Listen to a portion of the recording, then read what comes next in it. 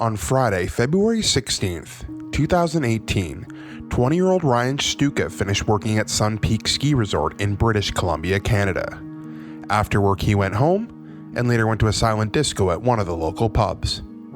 Later that same night, he would end up at a house not far from the pub, hanging out and drinking with some friends and roommates until the early hours of Saturday, February 17th. Sometime around 2 a.m., Ryan looked to be leaving the party, but would seemingly vanish without a trace into the snowy abyss of Sun Peaks. In this third episode, I talked to Heather about searching for Ryan, as well as Alan Hobler from SAR Kamloops and Gerry Tremblay, a volunteer who helped search for Ryan. You're listening to a podcast for the missing, with me, Tyler Hooper. His house, where he lived, was very close to where the party house was, and there was really only 2 or 3 different routes he could have taken to get there, and really obvious routes. And there was lots of snow the night before he disappeared, and the snow was really soft and deep, so to actually leave any paths or trails would have been really obvious. And even if he had stumbled or fallen off a path, it should have been really obvious. So kind of pretty early on, it really felt like we had a mystery.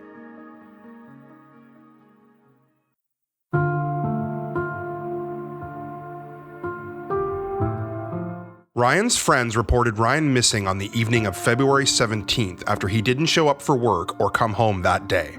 As you'll recall from the last episode, Heather received a text from Ryan's friend James telling her that they couldn't find Ryan and that the police would be calling them shortly. After talking with the RCMP, Heather and Scott packed up some things, got in their car, and started making the agonizing 9.5-hour drive to Sun Peaks. The following minutes, hours, and days would be a blur as they tried to understand what happened to their son. And I remember that moment because I'm looking at it and the girls are looking at me. And I don't think at the time, Juliana was only 12, Jordan's 18. It was so shockful. Like, you're so shocked. I don't think about, like, this is a conversation Scott and I should have, and then we'll gently ease the girls into it. We're just all stunned, thinking, and all of us, even the 12-year-old knows this is completely out of character for Ryan. And I just remember going upstairs, I have to pack a bag, and my 18-year-old Jordan is just putting things in a bag. I'm like, I don't know what I need. Like, what would I need? Like, what are we going to do? I wonder how long we're going to be there. Like, I wonder where we're going to stay. And I'm just talking out loud, and Jordan's just putting stuff in a bag for both Scott and I to go up. And we packed our bags. And then I remember Scott calling his mom to see if she could come over to be with the girls. And then we left. We left at about 10:30 and drove 9.5 hours to Sun Peaks to arrive at about 6 o'clock the next morning. It was the longest, I think, and the shortest drive. We didn't have, it's not like you're listening to music. And Scott's like, you should rest. And I'm like, there's no way I can sleep.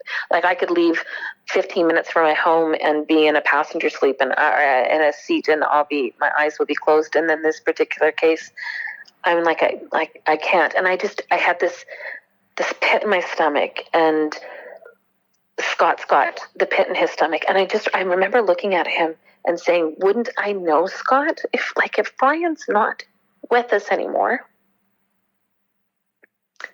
As his mother, shouldn't I know? Shouldn't I feel something? Shouldn't I know that he's not here? Isn't that my right as a mother to know that exact moment? And I said, so, I don't feel that. I don't feel that loss. And so I don't know what I thought.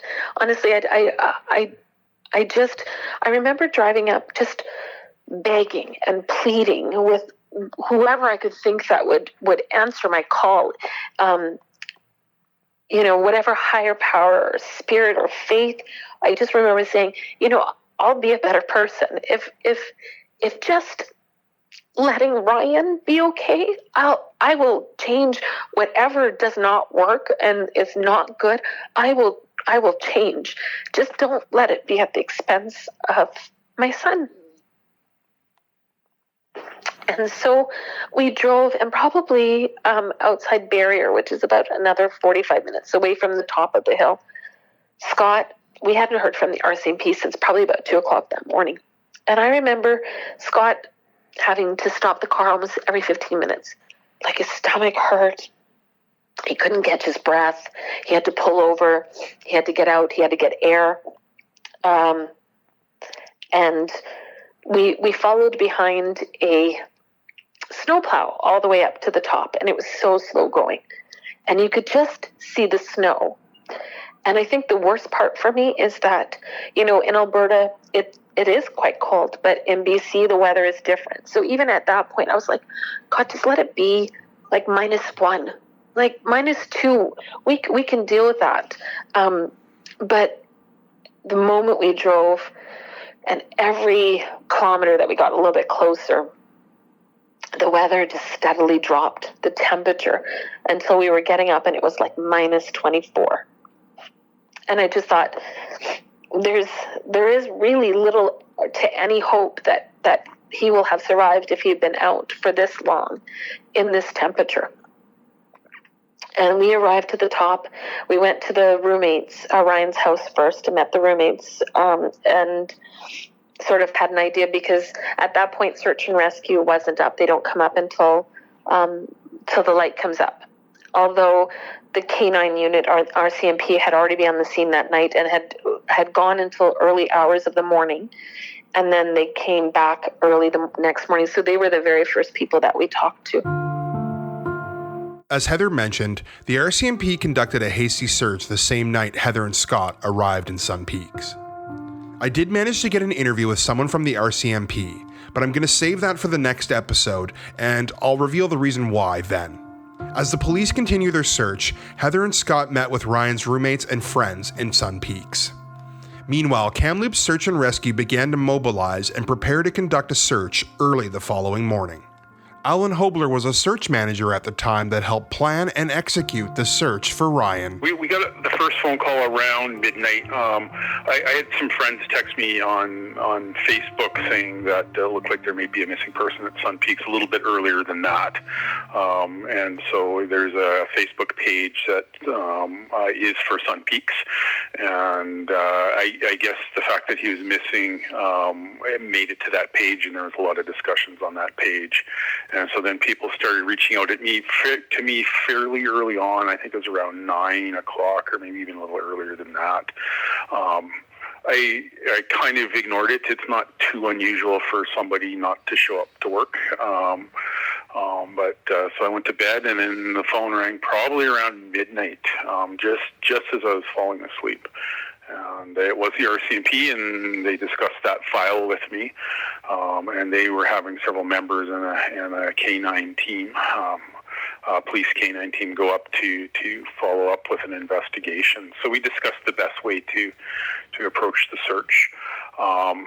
We decided it was best to wait, a few hours till about 5 a.m. to have the SAR team come up, and that would give the RCMP enough time to sort of do an investigation and determine, what possible areas he could have been in and what the scenarios were.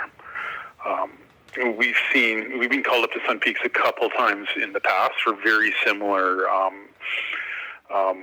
situations, and they'd always turned out to be that either somebody went to a friend's house or that they just turned their phone off and slept in.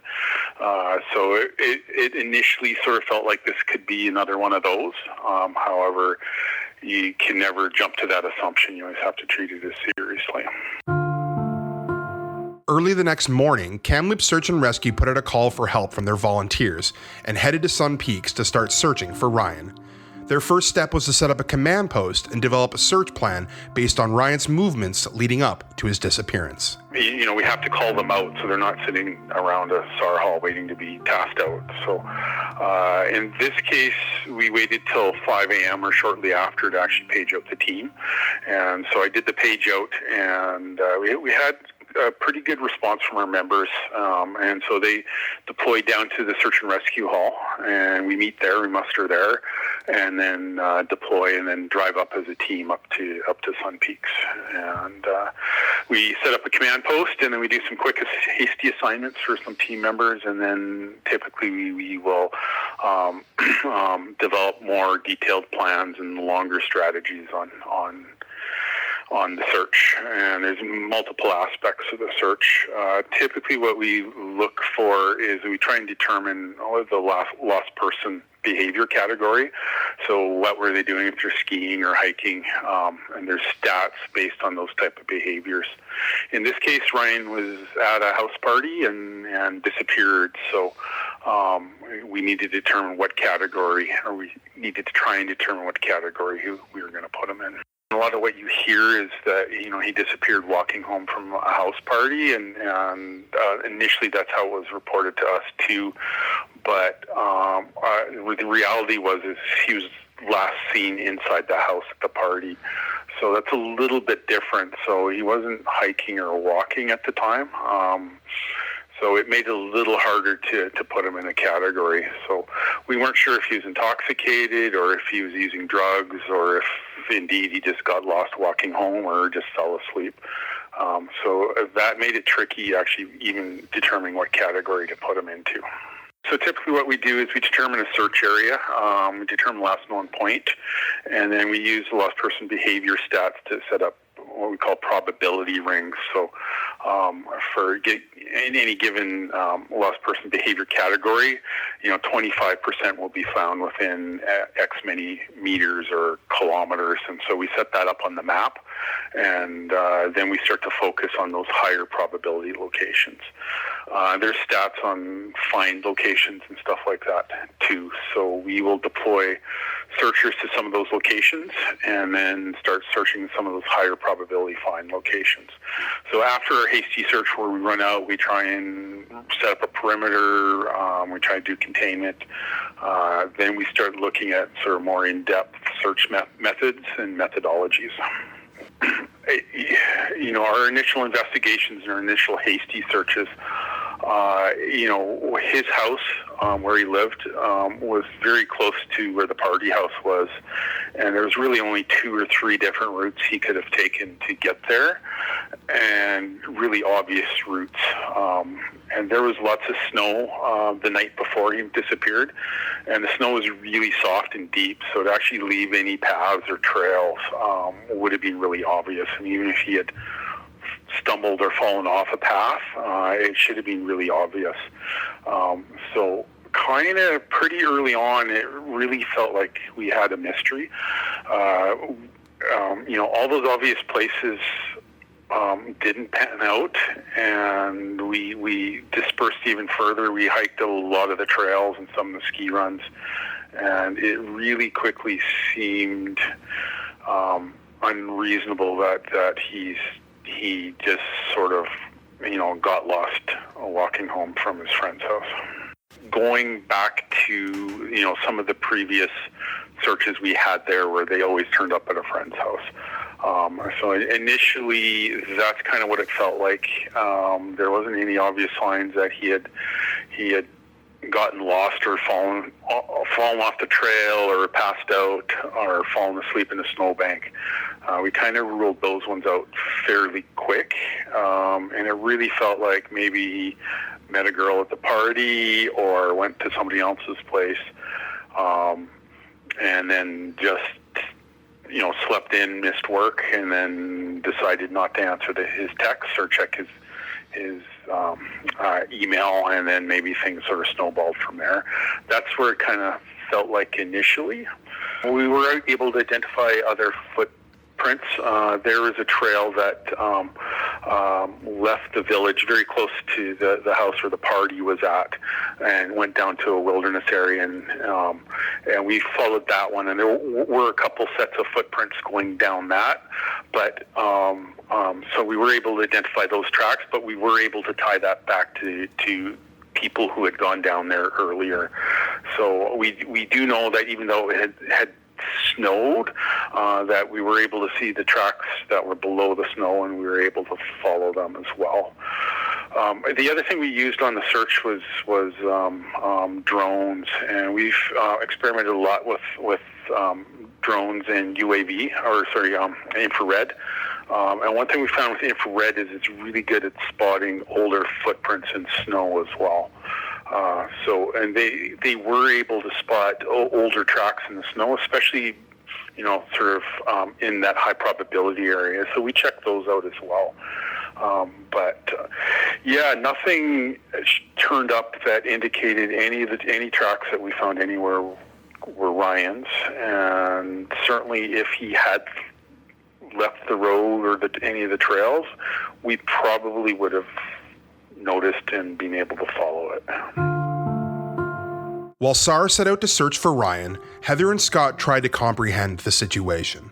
They tried to piece together Ryan's state the night he vanished, and they continued to talk to police and investigators. So they were up probably about 8 o'clock to set up the command centers. So probably about 9:30, they had started out with their group of volunteers, and then they had convergence, which are, everyday people that volunteer that have no real experience necessarily as a search and rescue operator. They just had whoever was willing to come out. So Ryan's roommates were part of that convergent group, and anybody that was in the area, as soon as they found out, had shown up, and they were able to give them areas that they would go with experienced search and rescues. So they had started around 9:30 that morning.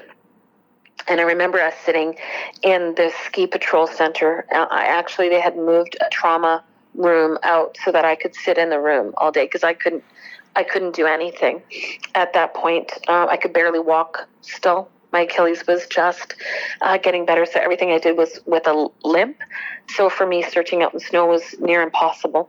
So I just remember sitting in this trauma room and them coming in, the search and rescue managers, and they're asking all the questions, and it's so hard to explain to somebody who your son is or was, and adequately explaining so that people know him as a person and how much he was valued and loved. And I know those are things that people go, yes, he must have been, but to get people to see it and feel it was difficult. So, they're asking the questions, and they're like, okay, so is he drinking?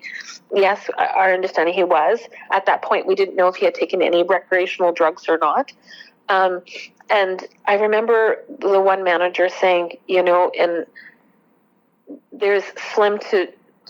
would be a slim to no chance, really, that given whatever he would have drank, and will have been out for this length of time in this weather, that we will find him alive. And maybe people will say that's quite harsh, but I did appreciate the frankness of it, because it's not that we didn't know that. It's not that I didn't know that every kilometer that I climbed up the hill or was driving for 9.5 hours, that this was not going to be a good news story. So we were preparing ourselves all day on that Sunday that any moment they would find Brian, any moment. And then the next chapter of this journey would begin, this grieving portion and stuff like that. And then they didn't. And I remember us going back to our hotel room. It was dark out. We had sat there all day.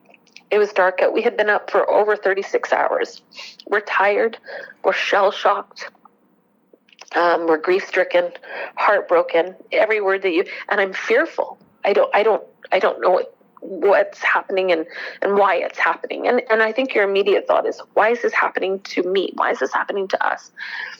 And then you recognize as you go through this months and then years later that it's not happening to us or you, but you just think, I don't know who it should have happened to. You know what I mean? There should be nobody that this should have happened to, but you just think, why us?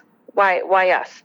And our friends, we had 5 of them that had disregarded wishes to stay at home, because they said, well, we want to come out, and we're like, there's no point. Like, we're going to get there, and Ryan's either going to be at, having an overnight at some girl's house that we don't know about. That must have happened, because where else could he have been? Or if the worst has happened, he went out and wandered off in the snow and got caught up in the elements, and succumbed to those, then it's whatever's going to happen we're going to know that. I mean, whoever would have thought this would have been the reality? You couldn't even fathom that. And so there's no point in anybody coming. And they ignored us. And I will be forever grateful that they did, because they came into the hotel room. They sat with us that night when the RCMP officer, the constable that was in charge at the time, and one of the SAR's case managers came in, and they said we didn't find him. Despite their best efforts, the search by the police and SAR for Ryan was mystifying. SAR spent a full day looking for him, and nothing was found. And it's not like Ryan would be hard to spot. As I mentioned before, Ryan is 6 feet tall, with blonde hair, brown eyes, and he weighs about 180 pounds. He was last seen wearing dark jeans, a gray and white shirt, a blue coat, and a burgundy ball cap. But there is no trace of Ryan in Sun Peaks. With the probability of Ryan still being alive incredibly low, the SAR team made the difficult decision to call off their search. We've seen a few searches like this. It is common. Often it's really baffling until you get resolution. And sometimes it's years later you find out where the person was or what the scenario was, and often it was some different bizarre behavior that you really didn't consider or you didn't put a high probability on. And it's also possible to miss subjects too, and that happens sometimes as well. We don't search at 100% probability of detection. We often search at lower, what we call POD, probability of detection, and that allows us to search more areas and have a better search effectiveness. But at the same time, it does create the possibility that something or somebody might be missed in the search. Yeah, so, we got called at midnight. We deployed the team around 5, 6 o'clock in the morning. We were up there about 7. And we went home. I think we were back at the SAR Hall by midnight. So we hammered it. We gave it a full, very hard day. We debated whether or not to do a short day, two shorter days, and we decided let's just burn out the SAR team. He'd already been missing, over 24 hours by this point, and it had gotten cold. By the time we went home, I think it was minus 21. So the probability of him still being alive was almost zero at that time, if he was in the search area. And so we determined that we were better off making every effort we could on that day versus extending it 2 days and doing 2 shorter days. Our searchers are all volunteers, and we do tend to burn out our volunteers, and especially on the harder searches. And this was definitely one of the harder searches. We had people for 12, 18 hours waiting around in snow, and they were completely exhausted. And the probability of successful or a happy outcome by the time we left was near zero.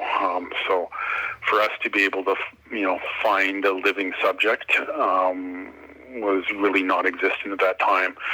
So the urgency diminishes after we believe the subject is deceased. With the RCMP and SAR having no leads and having exhausted their searches, they began to pack up and leave Sun Peaks.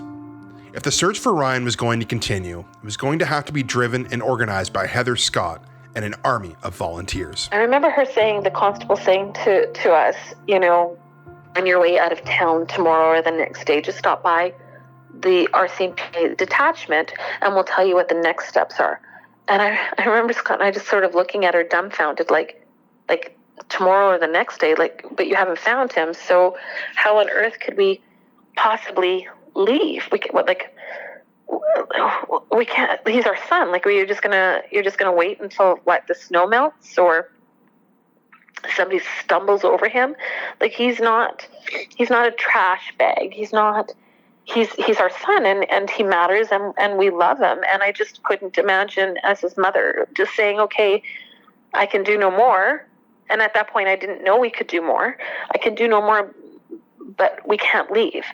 And so, and I also remember the case manager saying to us, there's still a possibility, because we haven't found him, that there's so much construction that was going on at the time up there. And because it's a resort village, there's so many people that don't stay there all the time. They come in, they might rent it out on weekends. Some people only come for 6 or 7 weeks out of a year, and then they go back across the pond somewhere else, and that's where they live. And so some of these places are quite vacant. And so they said to us, it's possible that he could be in a shed, a basement, or an outbuilding. Like, he could have found himself, a little bit cold, a little disoriented, and got himself in there and got stuck. And I grasped onto that, like hope is there. Like, okay, he's not going to be warm and doing well necessarily in the shed, the outbuilding, or the basement, but I don't know what's there. Maybe there's a tarp, maybe there's a blanket, maybe there's some candles. So while he may not be doing great, his phone's dead, and he's been out for a while and it's cold, I mean, there's still a possibility that we're going to find him, and this will all be okay. And then comes so we will put this out to the RCMP, and they'll put it out to the media outlets. And we won't be back until there's been a new task given to us. And logically, I understand that. I will never say I don't understand. And I will never say that the search and rescue, the case manager, particularly that we dealt with, was not a father and didn't care and wasn't beside himself with not being able to find him. I could see the pain that he had in his eyes, but in that moment when he said that we won't be back, it was like this death call for my son. Because you just told me that he could be in a shed, he could be in an outbuilding, he could be in a basement, and he could be found, but no one's going to search for him. And emotionally, I think that it broke my heart, right? And so they left, and we sort of just talked about it, and as a group. And then the next day, after this fitful sleep, we get up and go back down to the ski patrol, and everything's been put back exactly the way it was the day before. Nothing was the same. There's no makeshift center. There's no searching. And so Monday, February 19th, I think we woke up to know that unless we were going to do it, Ryan was not going to be found. And so I think for us, you have all these things, all these grief, heartbreaking feelings, torment, fear, all of those things. We might have felt them a little bit on the Sunday, but Monday you had to turn that off, because now my logical side had to come. We had to figure out how to search, what we needed to search, how to get the equipment, what equipment would we need, and how to do all of that. And we had to figure that out with absolutely no input, expertise, or experience on our side. Heather took to social media, asking friends and family to help search for Ryan, and the response was overwhelming. Volunteers from both BC and Alberta flocked to help look for Ryan. Ultimately, Heather estimates that almost 1,000 people would come help in the search for Ryan. One of these volunteers was Gerry Tremblay, a Sun Peaks resident, who took on the difficult task of training new volunteers on how to search for Ryan. So I don't think we met him until March, and then he came in, and then he didn't leave until he left in May. So this became his full-time job. He came in, and we searched for Ryan every day from February 19th, that Monday, every single day. Scott or I, mostly Scott for the first little bit until my leg got better, but we searched every single day until we left June 17th. And so were his parents. Of course, probably people don't find that extraordinary. However, Gerry came in March when he came back, and he became, a knight in shining armor, to be honest, to me. He searched. He was there every single morning at 8. We would be a little bit pokey as the days went on, but he would be there to open everything up at 8 o'clock, and he would stay until 5 every night. He never really missed a day unless he had to go back to Vancouver for a couple of days to see about business there, and then he'd be back, and he searched, and we learned some of the things that we needed to do.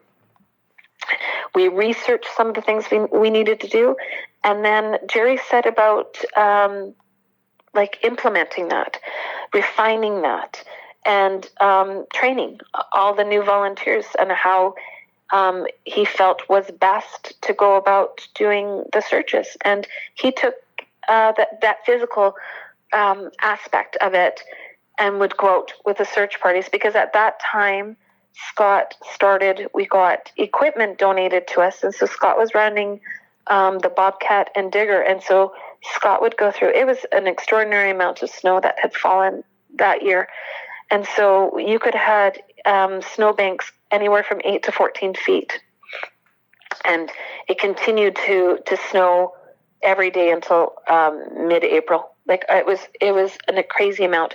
You could have people go out and search, and then the next day you wondered if they had even ever been there. And so we were hampered by that, not understanding where we had searched and if you could see all of that. And so at that point, Scott was digging through snow berms and snowbanks every day. And so he would do that 10 hours a day. He'd get up and break up the snow and dig the snow every day. And I think I'm amazed at how we have processed this, and maybe we haven't. Maybe that hasn't even hit us yet. But can you imagine a father by himself, for the most part, sitting in that digger, and every single dig that you put into that ground for 10 hours a day for 2 months, if every single dig will be the one that will bring up your son? Right? If he's going to be whole, if you're going to cause damage by digging, and having to process that and still doing it, because if you don't, who will? When Gerry Tremblay first heard about Ryan's disappearance, he happened to be heading on vacation. Over the coming days while he was away, he monitored the search for Ryan and was sure he'd turn up before he was back in Sun Peaks. But as he and his wife followed the events, and day after day, no news came of Ryan, Gerry, once he got back to Sun Peaks, offered to help train the volunteers Heather was corralling on social media. I thought, I'll see what I can do. So I went down to the command center and basically just sort of offered up whatever they need, whatever they want me to do, I'm happy to help. And kind of one of the things I started working with was one group doing a bit of a search, and I could see that they had very quickly the number of volunteers coming out was like, okay, this is getting pretty serious. I've got to try and pull something together so when the volunteers show up each day that we've got a plan, because it would be nothing worse than a lot of these people coming from Alberta and everywhere else coming here and, not being able to be productive, considering how far they came and so forth. At that time, Scott was very busy with, interfacing with everybody on the mountain, getting information, getting excavators, and, he was basically digging up the snowbanks on the side of the road and sort of systematically working through all of Sun Peaks. So he was pretty tied up. Heather was interfacing with all the different emergency departments and rescue and everything else, social media. So I kind of felt that the least I could do is try and see if I can take, at the very least, try and take some of that burden off of the volunteers. So I kind of just dug into that, and then with the help of my wife, helping to get the resources and such, we would just show up there each morning with a plan of where we were going to go and try to put together some training. So when the volunteers showed up, we'd have a little seminar, and then I tried to get some of the ones that were coming back, a second and third and fourth time, try to get them to sort of be like a team lead, so they could actually get involved with the training of the new volunteers and buddying up with them. And which was a pretty tight group, and I could tell by just as we were working out there doing their search that people went from kind of being kind of not really sure where they were going with all this to actually feeling at the end of the day that they knew the methods of our search and how we would do it and so forth, and they really just fell right into the groove. Just the general conversation was like, it was my gauge of how people were feeling things were going. Each day we would do that. We would go out, and we got heavily into sort of laying out an area that we were going to search with flagging and paint. So we would mark off an area, and we'd make a grid, and it was a very, very systematic how we would go about it. And it was important that we stayed that way because the tendency would be for volunteers to sort of stray from the, if we didn't keep things pretty tight in our search and our methods, that it could get random pretty quick, and that just was, wasn't going to be good for our search, and it wouldn't be good for our volunteers. Where we initially started searching was we actually started doing there's homes on this one street. Most of them are homes. Sometimes they're a fourplex or duplex, whatever. But they got fairly big yards, and the yards themselves back right into a forested area.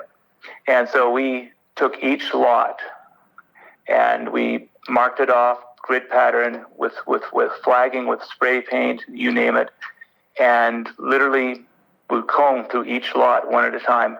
And the average lot, I think, was taking us about, if we had a good turnout each day, we could maybe do a lot a day, about that. And that would be a big turnout to do that. Given the amount of snow and the geographical terrain of Sun Peaks, Gerry and the searchers had to be very methodical in how they searched for Ryan. Grid by grid, property by property, the searchers, side by side, combed anywhere they thought Ryan could be. Some of the areas we were working on were very steep. The banks were, so we would tend to, instead of working down a steep hill, we would work our way up it. It was more controlled, and we'd be, literally crawling up it. But there was a method to crawling up this steep bank, and it was a matter of actually sort of sticking your knee into the snowbank, putting some weight on it, then you stick your other knee into it a little bit higher, and you kind of just slowly work your way up. And we're, like I say, shoulder to, well, when we're not shoulder to shoulder, we're about, I think, probably 3 feet between us, roughly. And we would work up, at a track. So basically, we would always mark our right and our left, and we would go up like a column, side by side. We go up evenly. We don't, one person doesn't advance faster than another, because basically it's very difficult to keep our lanes. Basically, that's what we're doing. We're creating lanes going up the hill, and we're probing it. We were doing a 12-inch grid, so that's basically every 12 inches you would push the probe in. You either push it until you hit ground, or you hit something, or you basically went down to I think we were going about 4 feet. So there was no need to probe any deeper than 4 feet, because that would have been back before the beginning of the season when we had that little snow. So that would be how we would do a steep bank. If it was more on the flat, once again, we'd mark out our areas like a big grid pattern, and we each have our lane, and it was critical we stay in it, we shoulder to shoulder, we advance. If we got into areas that were very heavily treed, we want to still do the same type of grid, But as one of us might be approaching a tree, there'll be a tree well. Then between you and your partner, you decide, okay, one of you might have to go into that tree well and scope it out while the other person probes around it. But we all constantly have to, because once we get into the trees, it can be dense enough that it's very difficult to keep your line. And then you can have people advance faster, and then the line can get turned. And so it's all so critical. You constant communication between you and your partner on either side to manage this. Without the hundreds of volunteers who came out to help search for Ryan, it would have been impossible to cover the vast area of Sun Peaks. Those who showed up to search for Ryan had to brace the cold weather and long hours in hopes of finding any trace of where Ryan may have gone. It was unbelievable, and that was really, it was due to Heather.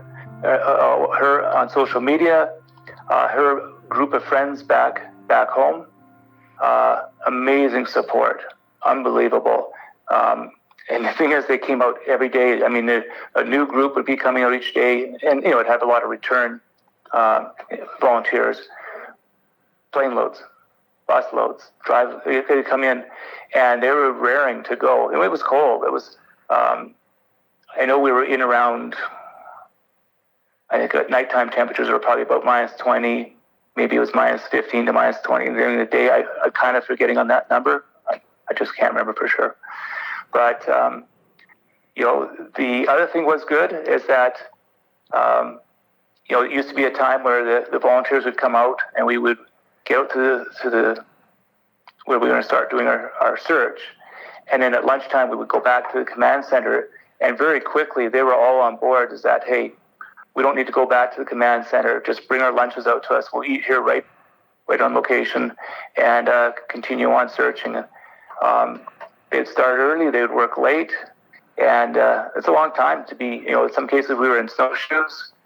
And it was pretty impressive. Exhausted both physically and emotionally from weeks of searching in harsh winter conditions, Heather and Scott tried to stay positive. As they continued talking to friends and roommates of Ryan, they were able to determine some of what Ryan's state of mind might have been like the night he vanished. I asked Heather what her initial thoughts were when it came to what happened to her son, and what some of the prevailing theories were surrounding his disappearance. I talk about blessings. The very first day that we were up there, we had so many people were coming up, and so many people were sending good wishes. And I would just remember looking at Scott going, like, we're going to find that these are our blessings. And I don't know if it was just sort of by unspoken conversation because it wasn't really a conversation with us, but the feeling that we would find the blessings.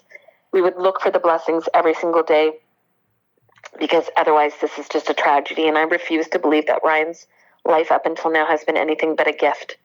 And so we started off thinking that. And so one of the blessings, as horrible as it sounds, is that Ryan was almost 21, 6 foot, 180 pounds, fast, athletic, strong. He wasn't confrontational. He wasn't instigational. He wasn't your Casanova, so you don't have to worry about going out to a bar and he's hitting on all the girls. Doesn't matter if they have boyfriends or not. That wasn't his personality. So honestly, I took it for the facts that they were. That, he had gone out and stumbled home and either was disoriented, maybe had taken something, because after a while we did find out that he had taken some recreational drugs. To this point, I couldn't tell you exactly how much or even what in entirety he could have possibly taken, because everybody's pretty either quiet about that or they're not as truthful as I think. Just a personal thought. So I keep thinking, okay, he's got disoriented. He thought he was Superman. He thought he could fly. He went up here, went up there. We don't know what direction he took. And so you think of all those things. But here's my blessing in the sense that thinking about something happening to Ryan that was nefarious or anything like that, It wasn't my first thought. It still really isn't my first thought. Now, if you had told me it was my 20-year-old daughter, I probably would have thought, okay, she got disoriented. Same sort of things that Ryan would have. That probably would have sat for about 60% of what. But then 40% would have thought something would have happened to her. Somebody did something to her. Because she's a female and not big and not strong. If you had asked me about my 12-year-old daughter at the time, I probably would have thought there's no way she would have wandered off and been disoriented. So what happened to her probably being targeted would have been 90% of my fear. So with Ryan, I thought what face value was. He wandered off and maybe overdosed. I think at some point, those are the theories that go around. If you're trying to think logically of what the theories are, wandered off. We don't know how far he fit. And if he wasn't feeling the effects of drugs and or alcohol, how far would he have gone? Didn't know the place really well. Did he get stuck, pass out? There was a thought that perhaps maybe he had passed out in a snowbank and was covered up with snowplow, or the snowplow picked him up with the snow and perhaps dumped him in the snowplow areas. There was a thought that, of course, maybe an overdose might have happened either at the house or somewhere at another place or on the way home. And then, of course, because it's a small area, there's no RCMP contact up there or presence every single day. Is it possible? We know that some people will drink and they may assume that they're okay to drive. It's a small area, you don't have to go far. So the thought that somebody could have been drinking and driving and may have hit him, panicked, and decided to take him somewhere where it wouldn't come back to them. Those are the top theories that we probably could think of. I've heard them all. I mean, even if I didn't think of them myself, people have thought it relevant to send messages to me, either on his Facebook page or just directly message me themselves to tell me all the terrible things that could have happened to him. And so I do know that it could be a whole range of things. But what I learned in the first couple of days is that I can't create an alternate reality. All I can go is with facts. Because if I create this alternate reality, every reaction I'm going to have is going to come from that place. So I'm going to look at everybody suspiciously. I'm going to not take people's generosity, not take their humanity at face value. I'm always going to suspect there's a reason behind it. And that's not what I wanted. That is not the blessing. That is not the gift of Ryan. And so, yes, any one of those things could have happened. Yes, Ryan could have been targeted. Yes, Ryan could have met with foul play in some ways. It could be accidental, any of those things.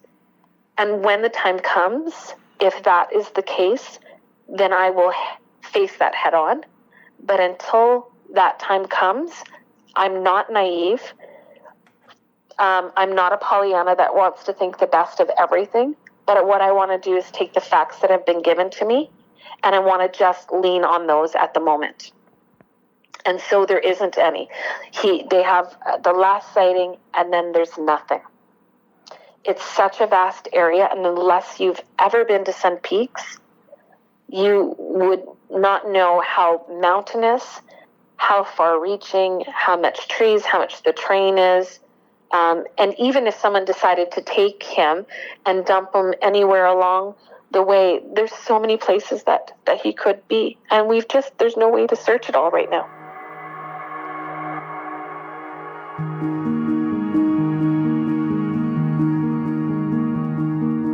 If you know anything about Ryan's disappearance, I urge you to contact Kamloops RCMP at 250-828-3000 and quote file number 2019-5071. You can also leave an anonymous tip if you call Crime Stoppers at 1-800-222-TIPS or submit your tip online to kamloopscrimestoppers.ca.